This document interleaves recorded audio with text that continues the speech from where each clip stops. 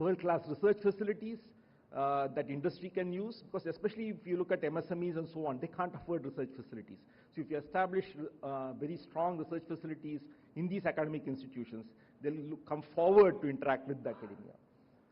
And it's not that every institution has to do translation research. There are, you need institutions maybe which focus on basic research, others that focus more on translational research, but there should be a gradation. It's not one size fits all.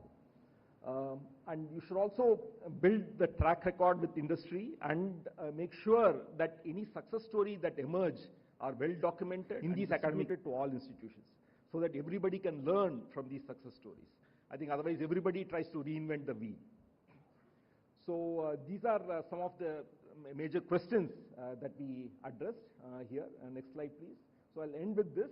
So in the innovation ecosystem, there are 4 partners. One is the government, which provides the funding and regulation. You have the institutions which provide R&D. Then you have the industry, which provides manufacturing and marketing. And of course, even now a lot of research also. And society, most important, which provides us problem definition and solution validation.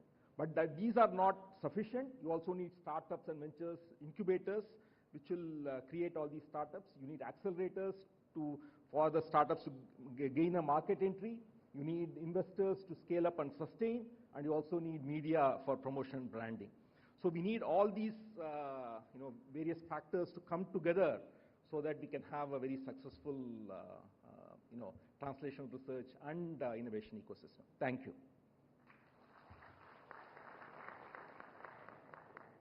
धन्यवाद professor Rangarajan ji.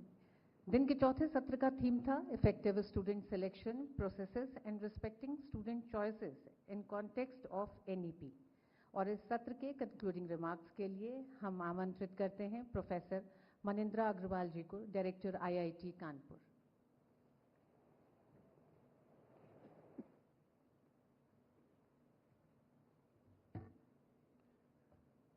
Honorable President of India, Honorable Minister of Education, Honorable Minister of State of Education, advisors to the Honorable Prime Minister, Secretary to the President of India, and Secretary of Ministry of Education. It's my pleasure to bring to you the summary of the discussion we had earlier in the day today. Our topic had covered 2 aspects of it, which is how do we select students to our academic institutions, and also once they come in, what are the choices available to them, how do we facilitate or enable them to choose better. So we have split our thought process into these 2 segments, and for each we have identified certain challenges and made certain suggestions. Next slide.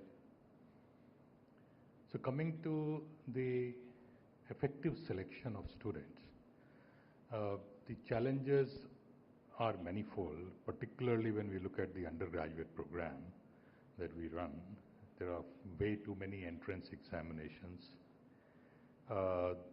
Coaching has become a real burden on our student body, leading to a lot of stresses, neglection of the school education.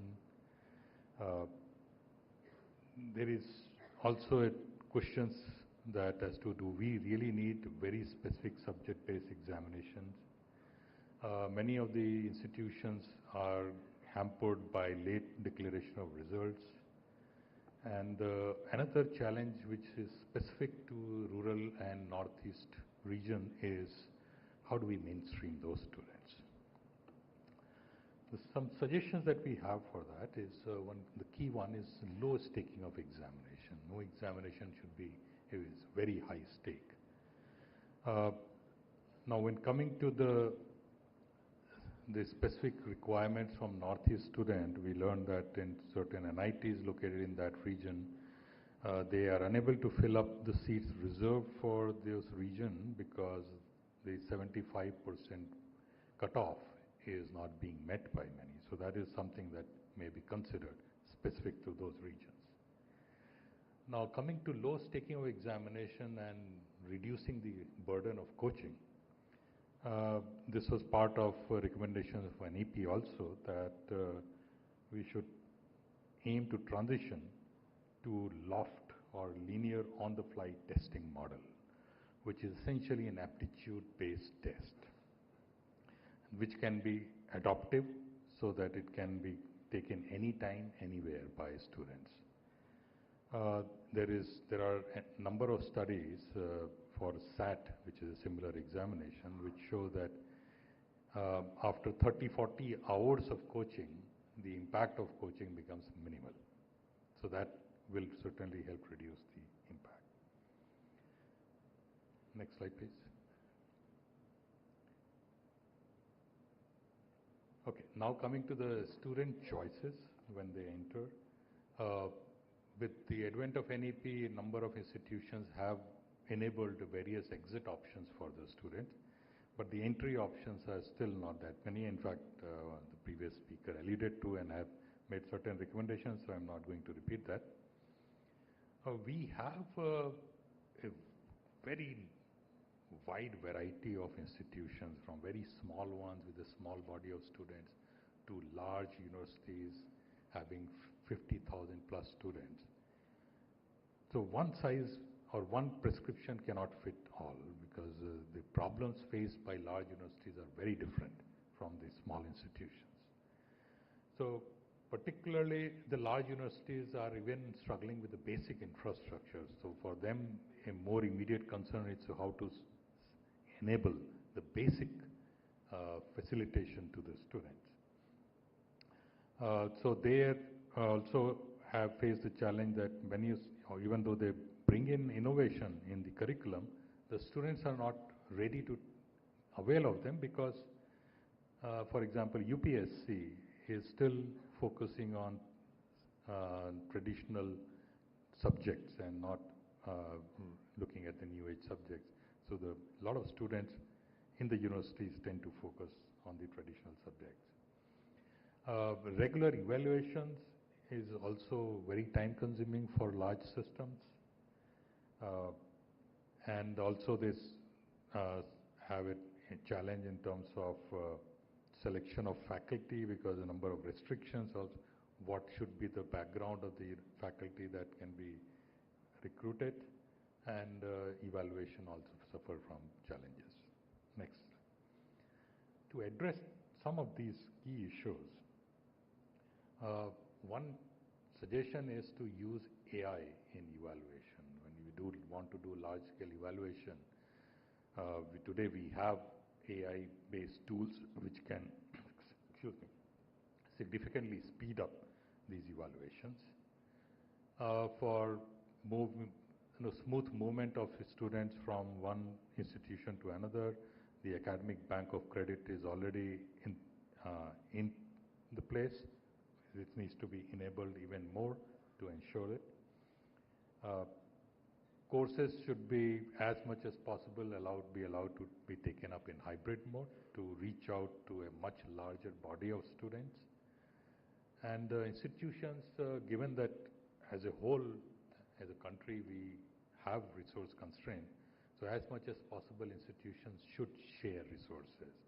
If there is a specific course being offered at one institution, it should be possible to offer it to the students to the other institutions as well. Finally, coming to other broader challenges that we face our system today, one of the biggest one is the mental health. The way the society today is, the way various pressures are acting, our students as well as faculty are facing increased stresses, and our system as a whole, all of us collectively need to take special steps to address that. There are many institutions where one of the reasons they are unable to implement several things is because the academic leadership is not immediately available. There are certain delays in appointment of those. So that is something that we request the ministry to take a note of and help us with that. And finally, the NIRF ranking mechanism perhaps needs a relook because it is introducing distortions into the system. A number of institutions are simply trying to gain the parameters, which was certainly not the intent. The intent was to identify the institutions that are doing well, identify their strengths, and then also weaknesses so that they can focus on their weaknesses. So maybe there is a need to review the way an IRF ranking is done and take appropriate measures. Thank you. धन्यवाद professor Agarwal. और दिन के अंतिम और 5वें सत्र का theme था इफेक्टिव असेसमेंट्स एंड इवैल्यूएशन। इस सत्र के कंक्लूडिंग रिमार्क्स के लिए हम आमंत्रित करते हैं doctor Radhakrishnan, former chairman ISRO and chairman BOG IIT Kanpur.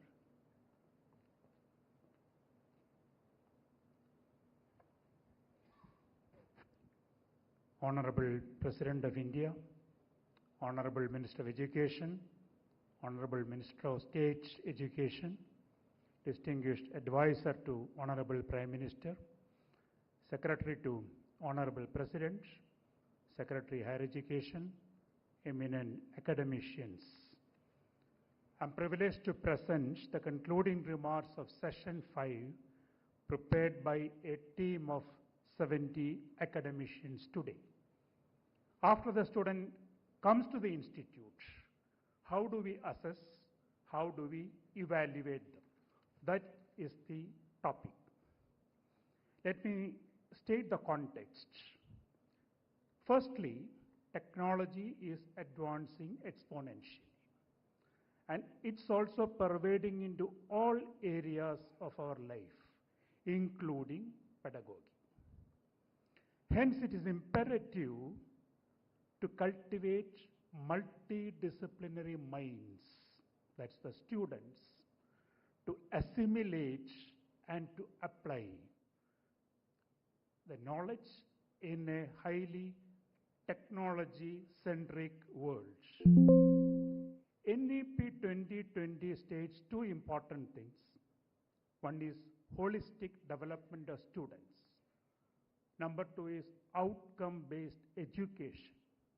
So we will discuss that. There are three key enablers. One is the faculty, second is the program, third one is the institution. So we will address this aspect also.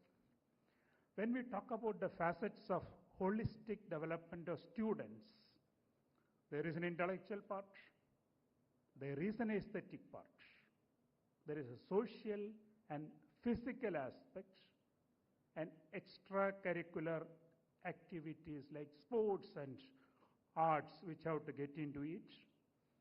There is an emotional part of it, ethical part, and all this together will bring that value-based education that we talk about. The objective is to have a global citizen, a well-rounded person who must have a balanced compass of 4 quotients. We know about intelligence quotient. Here we need to have that for the domain, the emotional quotient, an enterprising quotient, and a spiritual quotient. That's about the ethical part of it. And when we talk about the outcome-based education, there are 5 dimensions to look at. One is the knowledge acquisition, ability to recall and reproduce. Next is the application of knowledge to solve a problem. Third is the analytical ability to decipher patterns and trends and critical thinking process. Equally important is the ability to synthesize from multivarious inputs, new ideas should come out. And the objective of learning is learning how to learn. And that has to be inculcated in the students. And it is imperative now to assess and evaluate students on these 5 dimensions. Let us see the word assessment. Assessment means gathering information. And it has to be done systematically. And in the context of NEP 2020, it has to be done systemically. as a total system. We all know about the formative assessment versus the summative assessment. It is essential to identify the learning needs of each student, and also improve the pedagogy based on the feedback that you get from them. And this is a continuing process, and actionable feedbacks are required both for the students and the faculty. We also talk about multi-layered and multi-source assessment. Today it is from the teacher. It has to come from the self, it has to come from the parent, it has to come from the teacher, and it has to come from the society. Because we are trying to develop citizens who are society-centric, who will have the sensitivity to the society. And how do we measure that? It's also important. In the context of national credit framework, we need to have a uniformity in the evaluation. This is a huge task because from a class of 13 in IIT to an open university with lakhs of students, how do we ensure this process? And there are several taxonomies available, including the Bloom, but the team felt we need to have an Indianized taxonomy to be developed. Coming to evaluation, evaluation is essentially making judgments, and that has to be fair and transparent. And there has to be predefined criteria.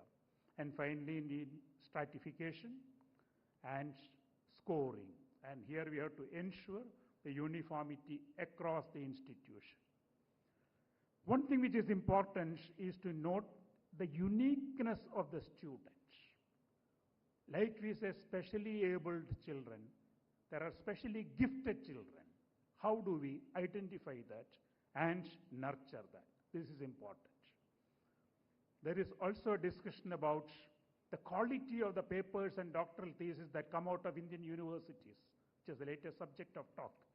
It is necessary to relook at this process of evaluation of the doctoral thesis in all universities. We see the whole spectrum today. Now coming to the three key enablers, faculty. Selection, induction, and mentoring of faculty is extremely important. Half-life of skills that is coming down. So they need to refresh themselves and renew through research. And how do we convert that knowledge into national wealth? The group 3 indicated how to do that. On the programs, there has to be relevance to society and industry, and translational research, innovation, entrepreneurship, these are important to be added. And finally, we need to have future-ready pedagogy. And for institutions, transformative reforms for assessment and accreditation is on the anvil to be implemented, and there are several policies and regulations in place, and a few more will be required in this context. Thank you very much. Thank you for this opportunity. Thank you sir. 8वें visitors conference की समीक्षा और भविष्य की राह पर और जानकारी देने के लिए हम आमंत्रित करेंगे श्री विनीत जोशी जी, सचिव उच्चतर शिक्षा विभाग, शिक्षा मंत्रालय।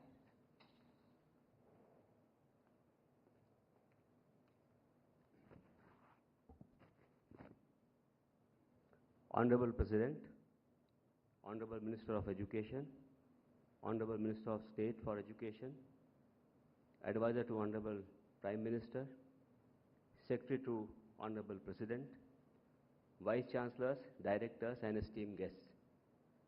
It's an honor to address this esteemed gathering at the conclusion of the Visitors Conference 2024-25, a forum that has brought together visionary leaders, educationists, and policy makers to deliberate on the future of higher education in India.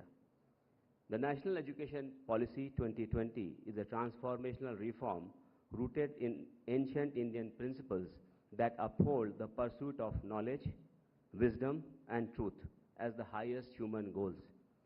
Built on the 5 key pillars: learner-centric education, digital learning, academic research and internationalization, industry-institute collaboration, and Indian knowledge system, The NEP 2020 envisions a holistic, inclusive, high quality and accessible education ecosystem. In the last 2 days, we have deliberated and explored various facets of NEP 2020 spread across the sessions on the 5 core thematic areas relevant to the need of present issues and challenges. The first session, as we saw, highlighted the importance of flexibility in academic courses and transfer of credits in a multiple entry and exit system.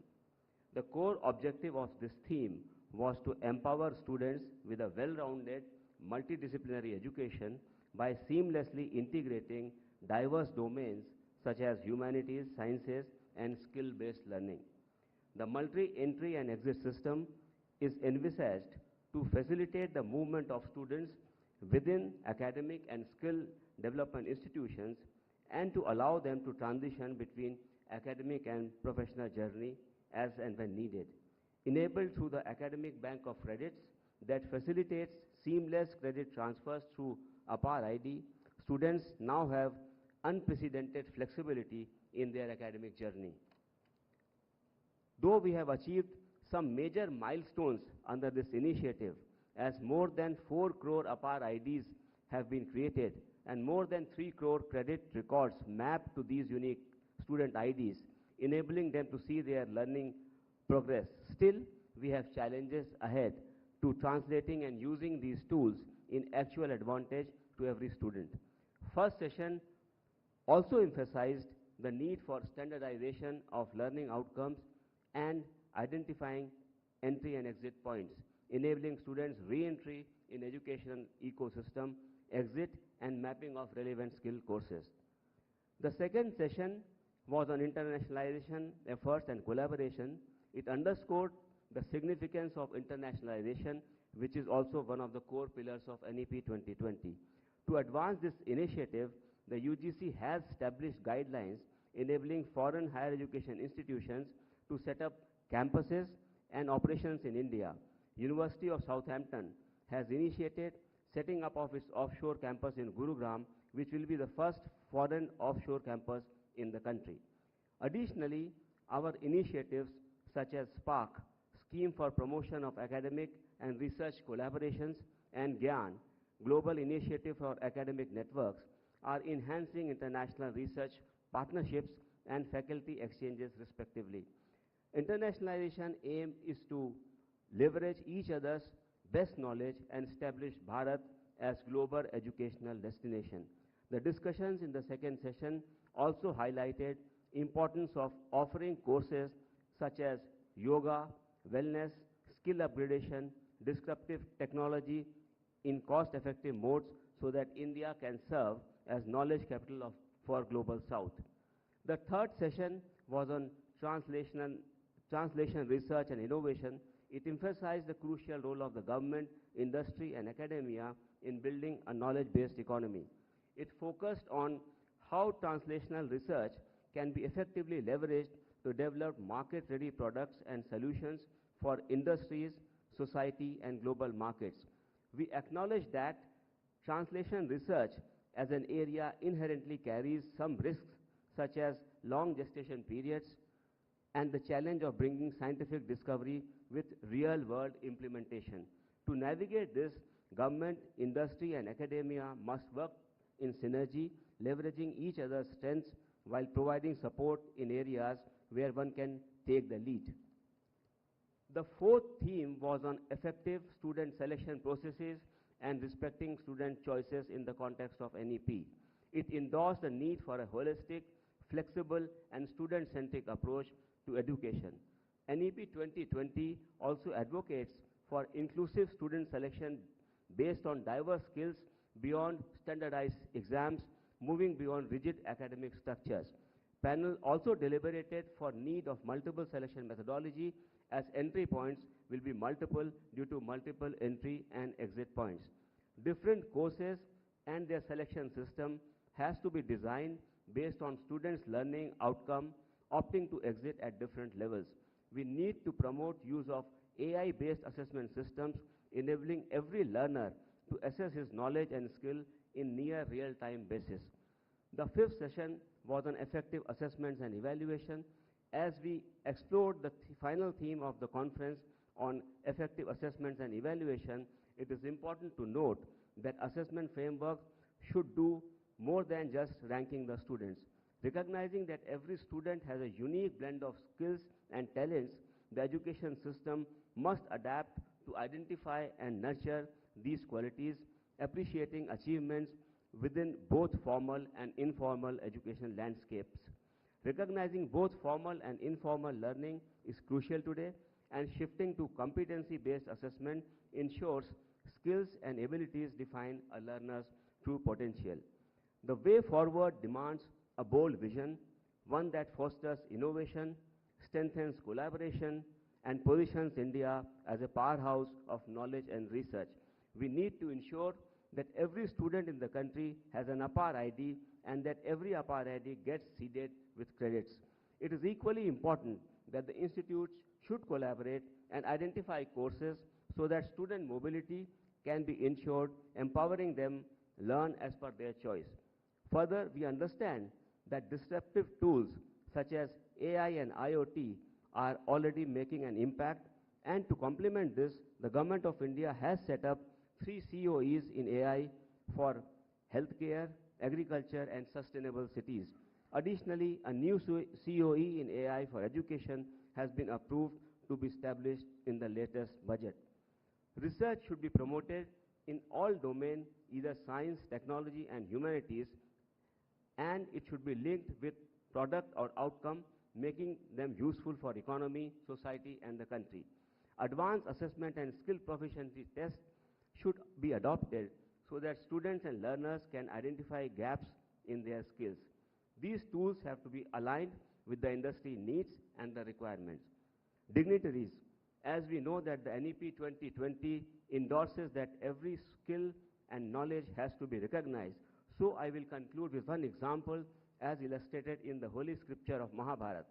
Arjuna learned archery through formal education system from Guru Dronacharya, while Eklavya mastered the same skill through self-learning, proving that multiple learning pathways can be equally effective. We have to create an education system which can assess and recognize knowledge irrespective of learning pathways. That will empower every individual and provide them opportunity to make Bharat as Viksit Bharat by 2047. Thank you. Jai Hind, Jai Bharat.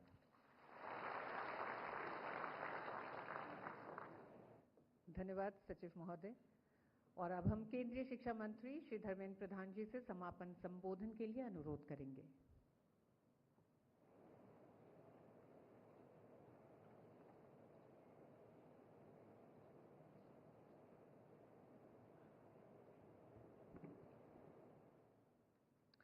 Honorable President of India, Smt Droupadi Murmu ji, Minister Sukanta Majumdar ji,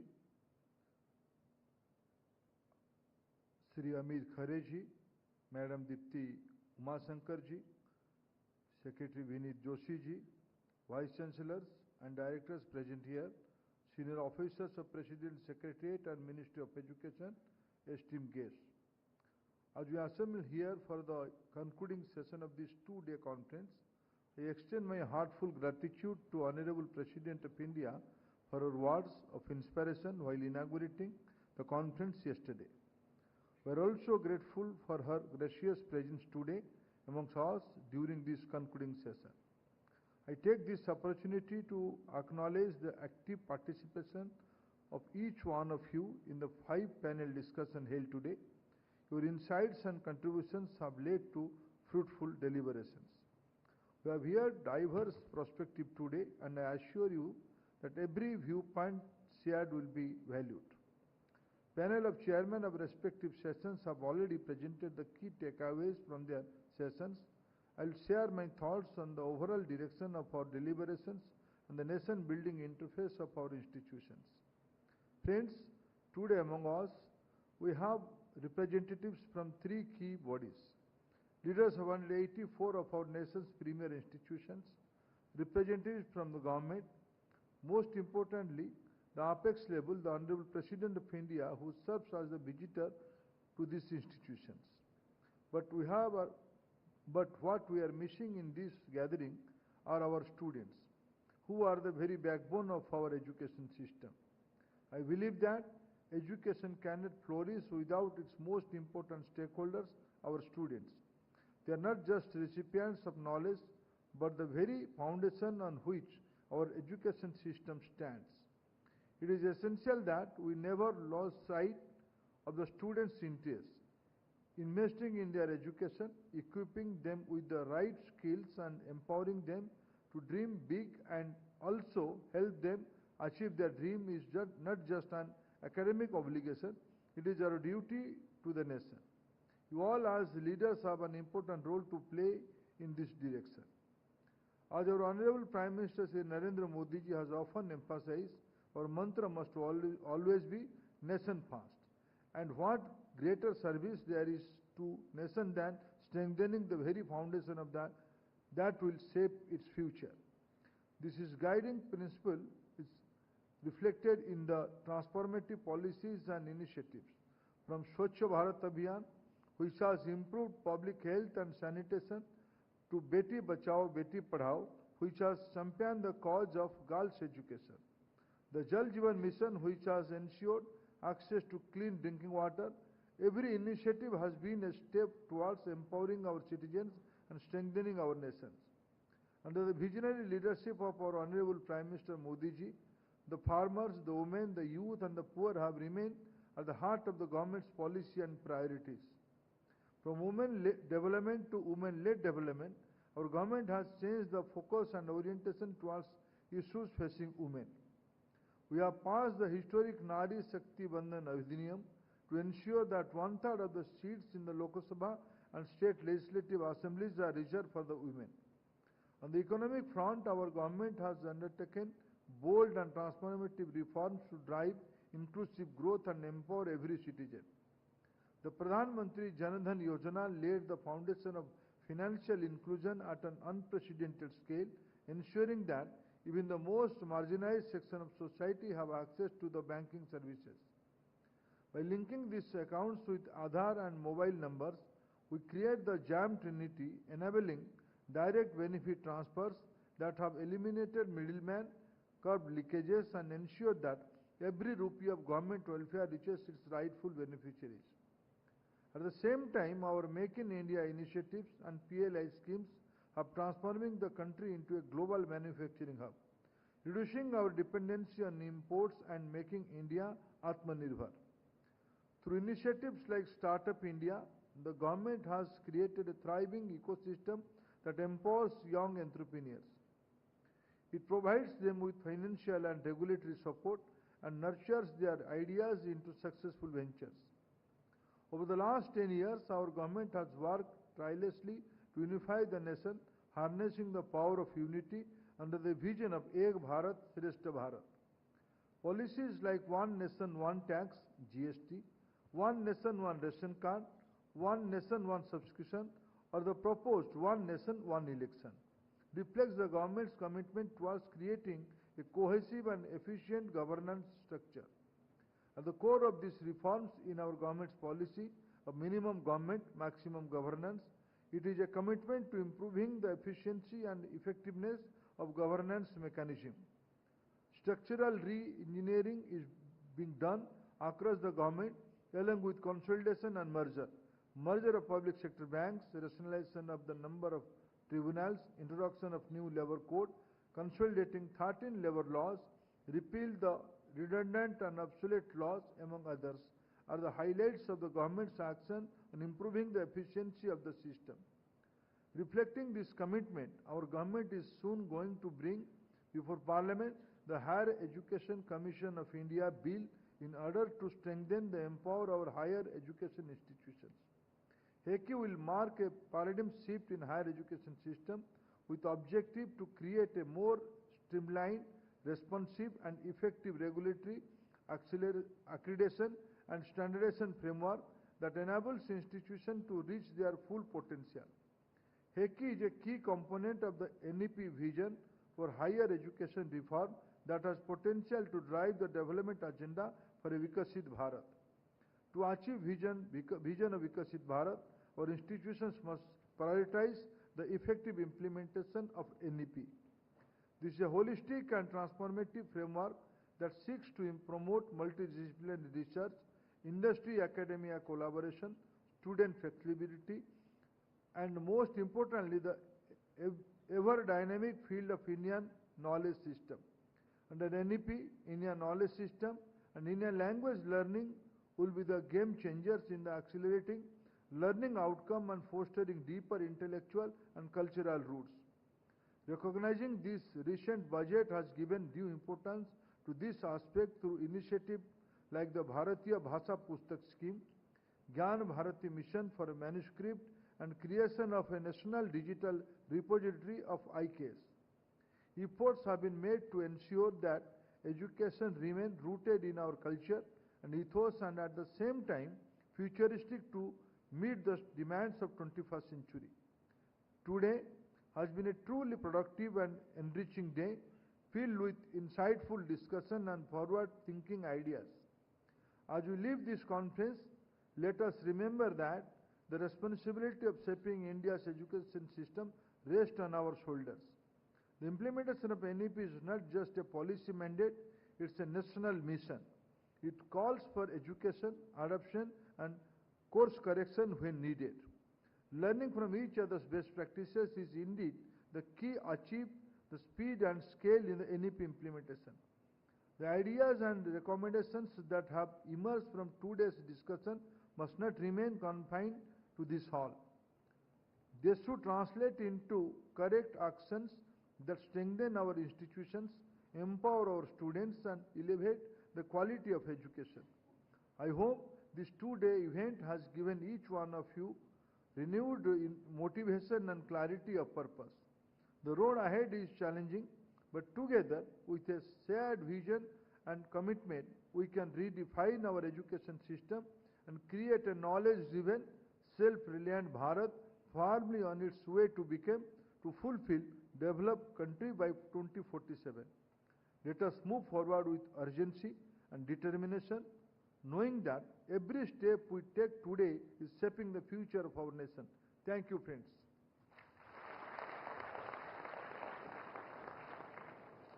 धन्यवाद मंत्री महोदय। अब हम 8वें visitors conference के concluding remarks के लिए माननीय राष्ट्रपति जी को सादर आमंत्रित करेंगे।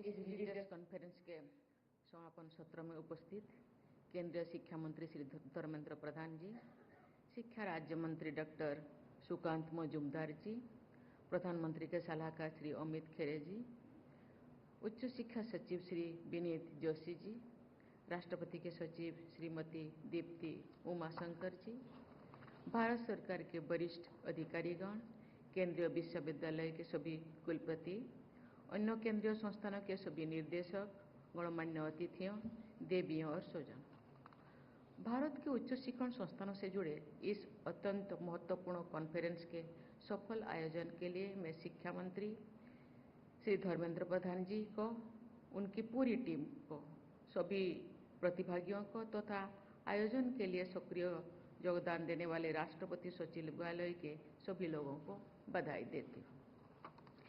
इस कॉन्फ्रेंस के लिए चुने गए विषयों पर हुए विचार मंथन का सारांश सुनकर मैं कह सकती हूँ कि उच्च शिक्षा से जुड़े अत्यंत महत्वपूर्ण आयामों पर उपयोगी निष्कर्ष निकले हैं। इस समापन सत्र में संक्षिप्त प्रस्तुतियां करने वाले विशेषज्ञों तथा विस्तार से गहन विमर्श करने वाले उनकी टीमों के सभी सदस्यों को मैं सराहना करती हूँ। पाठ्यक्रमों की flexibility, credit sharing, credit transfer, multiple entry and exist opinions राष्ट्रीय शिक्षा नीति 2020 के तहत लागू किए गए ऐतिहासिक बदलाव है। मुझे विश्वास है कि विद्यार्थियों की सुविधा को आप सब केंद्र में रखेंगे। टेक्नोलॉजी के माध्यम से एकेडमिक फ्लेक्सिबिलिटी को आप सब प्रभावी बनाएंगे। इससे विद्यार्थियों को बहुमुखी प्रतिभा विकसित करने तथा अपनी पसंद के पाठ्यक्रमों में अध्ययन करने में अवसर प्राप्त होंगे। 21वीं सदी के पहली चौथाई के अंत में हम स्वाधीन भारत के अमृत काल से गुजर रहे हैं। इस सदी के पूर्वार्ध के संपन्न होने के पहले ही भारत को विकसित देश बनाने का हमारे राष्ट्रीय लक्ष्य है। इस लक्ष्य को प्राप्त करने के लिए शिक्षण संस्थानों से जुड़े सभी लोगों को तथा विद्यार्थियों को ग्लोबल माइंडसेट के आधार पर आगे बढ़ना होगा। ये प्रयास होना चाहिए कि भारत के उच्च शिक्षा संस्थानों से के प्रति दूसरे देश आकर्षित हो तथा अन्य देशों के शिक्षण संस्थानों से हमारे देश की उच्च शिक्षा व्यवस्था का जुड़ाव बढ़े। इंटरनेशनलाइजेशन एफर्ट्स एंड कोलैबोरेशंस के मजबूत होने से हमारे युवा विद्यार्थी 21वीं सदी के विश्व में अपनी और अधिक प्रभावी पहचान बनाएंगे। देश के उच्च शिक्षण संस्थानों में विश्व स्तरीय शिक्षा मिलने से विदेश जाकर पढ़ने के प्रवृत्ति की कमी आएगी। देश की युवा प्रतिभा का राष्ट्र निर्माण में बेहतर उपयोग हो सकेंगे।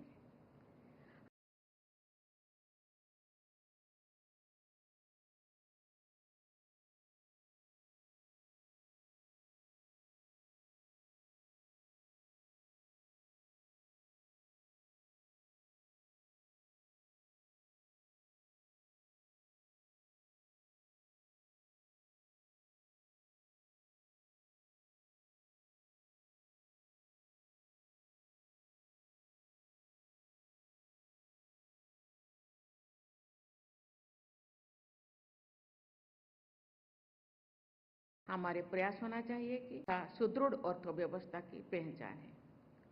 उद्यमों और अर्थव्यवस्था को मजबूत बनाएंगे। ऐसे अनुसंधान और नवाचार को हर संभव सहायता मिलनी चाहिए। विकसित अर्थव्यवस्थाओं में एकेडमिया इंडस्ट्री इंटरफेस मजबूत दिखाई देता है। उपयोग जगत और उच्च शिक्षण संस्थानों में निरंतर आदान प्रदान होने से शोध एवं अनुसंधान कार्य अर्थव्यवस्था और समाज की आवश्यकताओं से जुड़े रहते हैं। आप सबको पारस्परिक हित में औद्योगिक संस्थानों के वरिष्ठ लोगों से निरंतर विचार विमर्श करने के संस्थागत प्रयास करनी चाहिए। इससे शोध कार्य करने के वाले शिक्षकों और विद्यार्थियों को बहुत लाभ होगा। शिक्षण संस्थानों की प्रयोगशालाओं को स्थानीय, क्षेत्रीय, राष्ट्रीय तथा वैश्विक आवश्यकताओं से जोड़ने के कार्य आप सबकी प्राथमिकता होनी चाहिए। इन संदर्भ में आज के एक प्रेजेंटेशन में अनुसंधान के उपयोगी बनाने के दृष्टि से उच्च शिक्षण संस्थानों में डीप टेक तथा इनोवेशन पर आधारित स्टार्टअप्स को प्रोत्साहित करने के सुझाव दिए गए हैं। साथ ही रिसर्च को उपयोगी बनाने के अन्य सुझाव भी दिए गए हैं। ऐसे सुझावों को कार्यरूप देने से हमारी टेक्नोलॉजी ड्रिवन आत्मनिर्भरता और मजबूत होगा।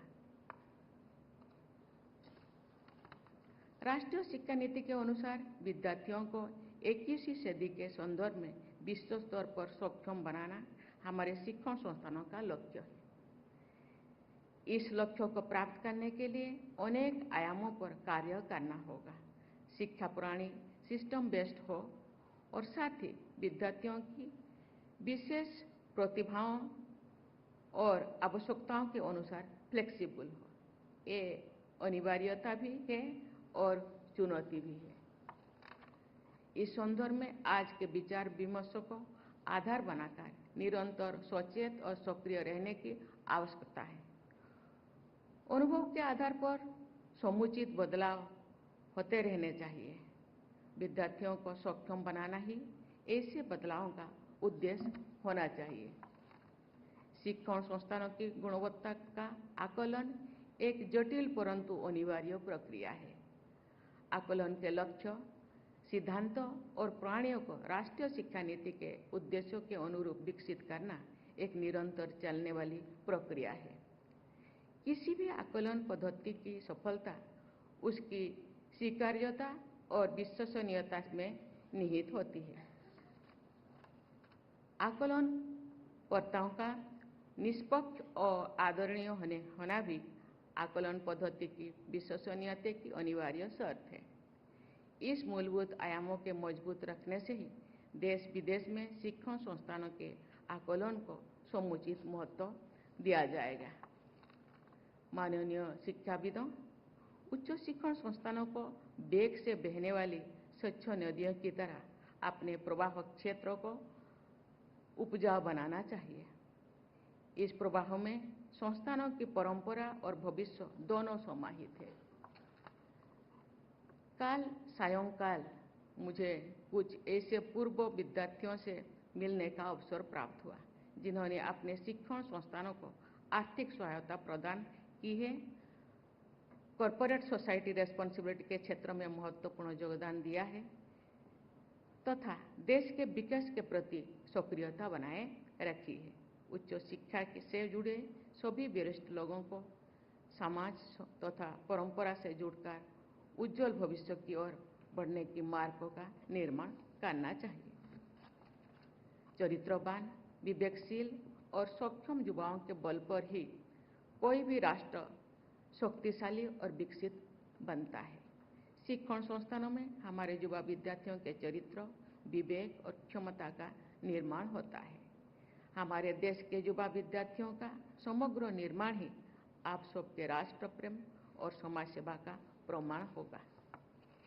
मुझे विश्वास है कि आप सब उच्च शिक्षा के उदात्त आदर्शों को अवश्य प्राप्त करेंगे तथा भारत माता की युवा संततियों को स्वर्णिम भविष्य का उपहार देंगे। इसी विश्वास के साथ मैं अपनी वाणी को विराम देती हूँ। धन्यवाद। जय हिंद, जय भारत।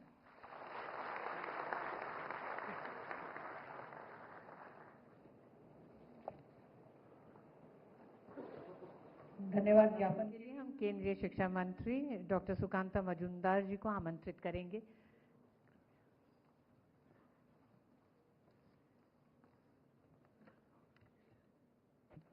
नमस्कार।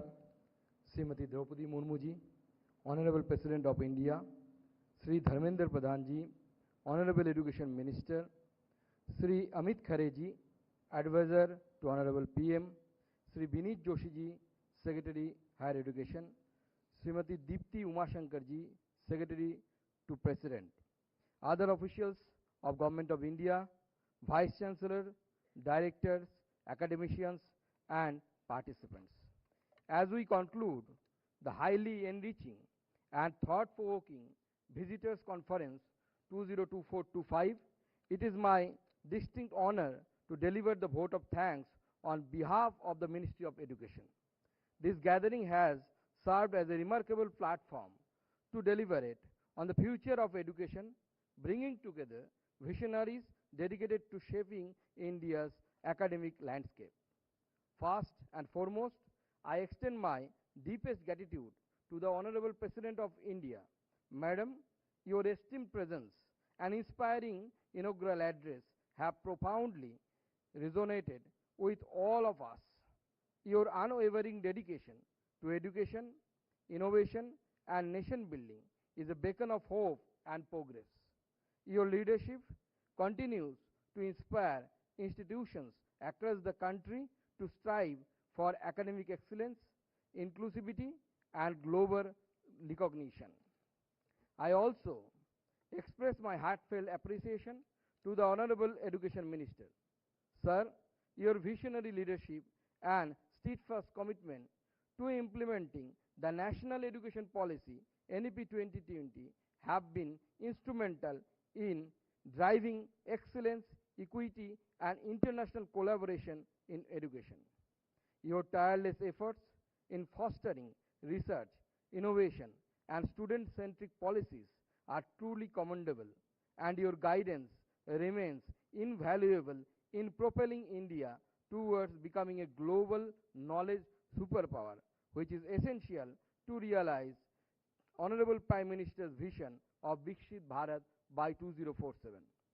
Under the visionary leadership of Honorable President Madam, Honorable Prime Minister Modi ji, and Honorable Education Minister, the Indian education sector has made impressive strides both globally and within Asia, as evidenced by the QS World University Ranking 2025.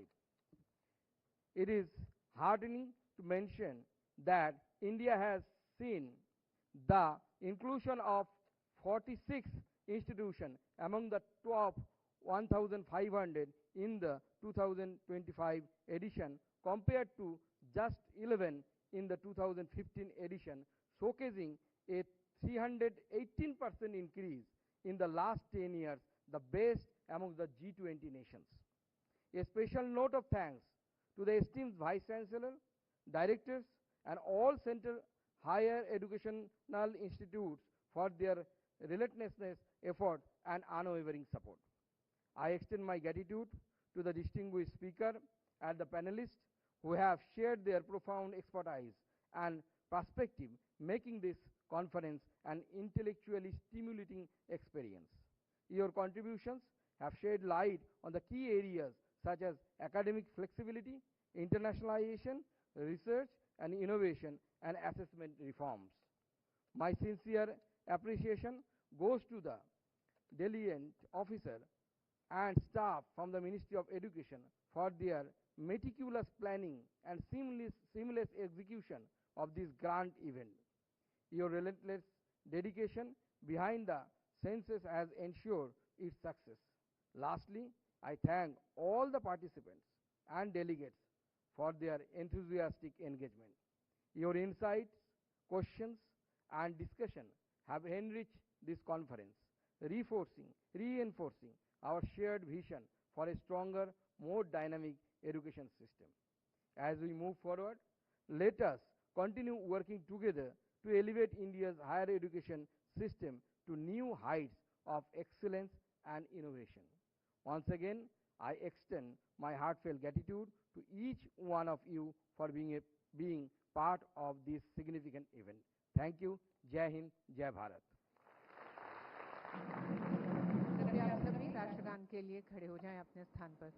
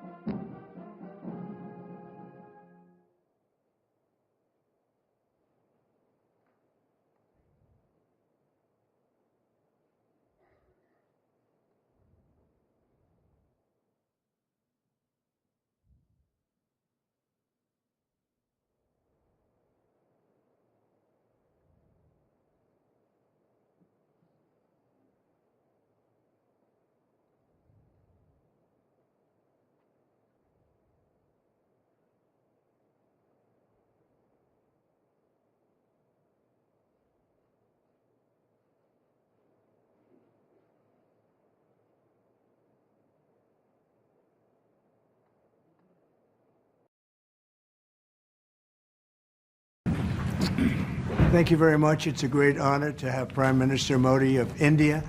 He is a great